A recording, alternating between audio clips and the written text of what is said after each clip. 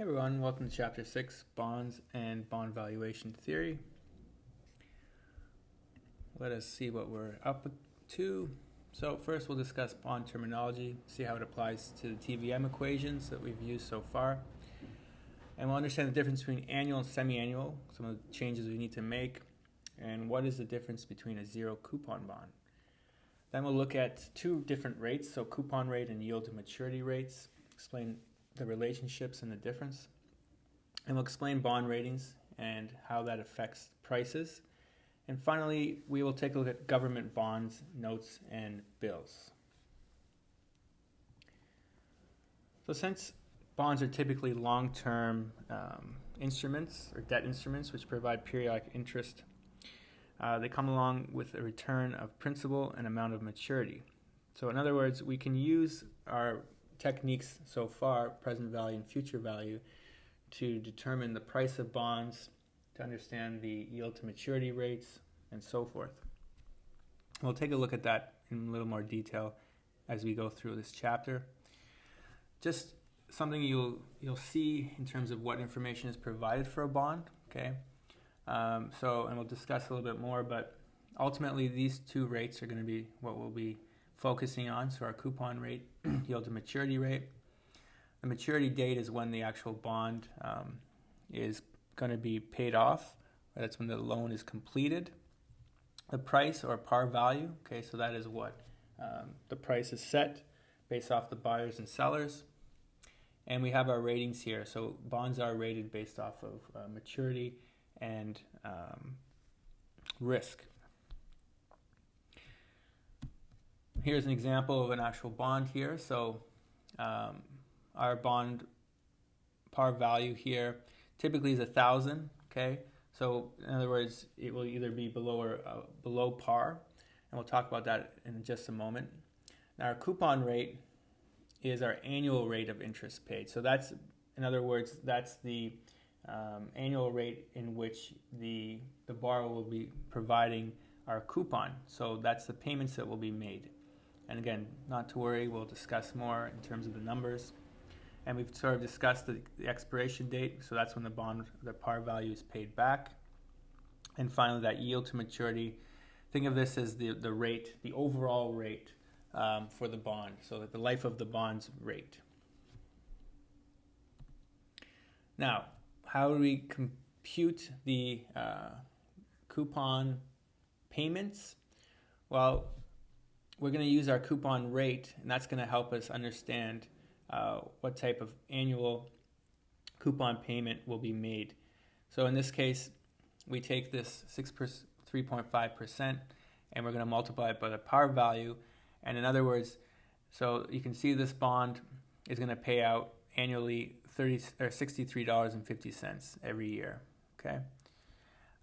Again, don't worry too much about the numbers, but just become familiar with the fact that most bonds do pay out on an annual basis, and that's considered the coupon payment. And in order to determine the coupon payment, we need to know the coupon rate, and that's that annual rate. And in terms of the yield to maturity, so that again is that overall rate. So if you actually held on to this bond until the bond expired, that would be the overall rate you would be receiving.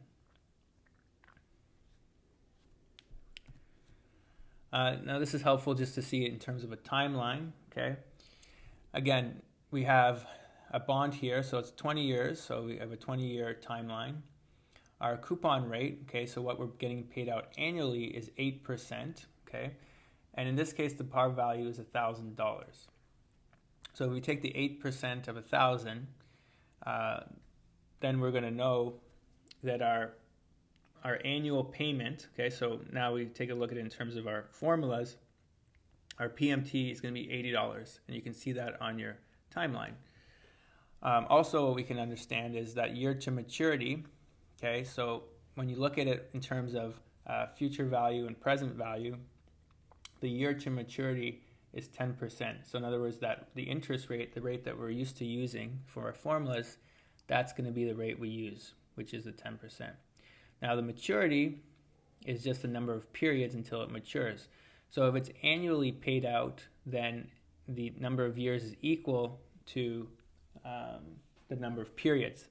But that might change depending on how often the payments are made. But in this case, if it's a 20-year bond and it's paid out annually, then the number of payments is 20. And again, our future value is the same as our par value. In other words, it's what we expect the value of this bond to be at the end of that 20 years. So once we have these numbers, we can of course use Excel, and we will figure out what our present value, or what the price of the bond is, what it's going to be priced at currently. And in other words, this is how we calculate the price of a corporate bond.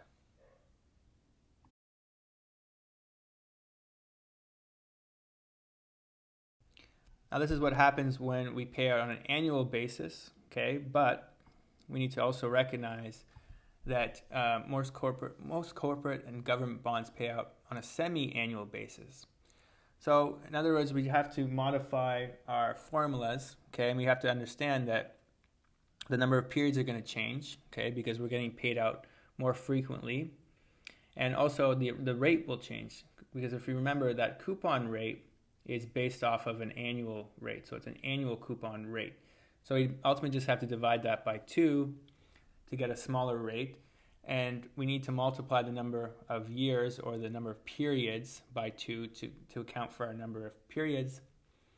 And we also have to divide by the yield to maturity date as well. But again, not to worry about the number specifically, but just recognize that you do need to make adjustments if it's paid out on a non-annual basis. Now, another concept is the idea of a zero coupon bond, and we'll talk more about that right here, okay? So this is a bond that pays out, well, zero coupons. So in other words, there are no periodic payments. So it's not paying out any interest over the life of the bond. The only payout is at the end of its maturity, okay? So that's when you'll receive your payout. And we call this a pure discount bond. I will discuss the discount bonds later on, but ultimately it's because it's going to be priced at a much cheaper value, and ultimately because the investor isn't receiving any benefit until the end of its maturity. Okay. Now, when we talk about pricing a zero coupon bond,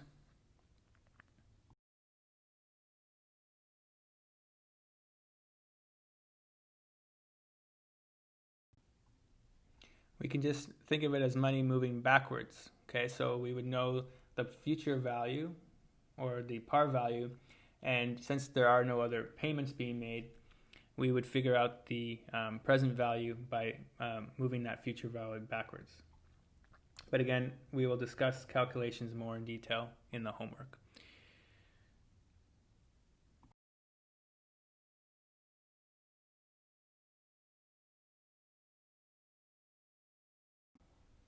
Now, even though there are no periodic payments made in a zero coupon bond, it's still important to understand the amount of interest earned after the end of each year. Okay, and again, we'll take a look at the numbers in more detail later, but it's important to understand that because investors still have to pay tax on the interest that's earned.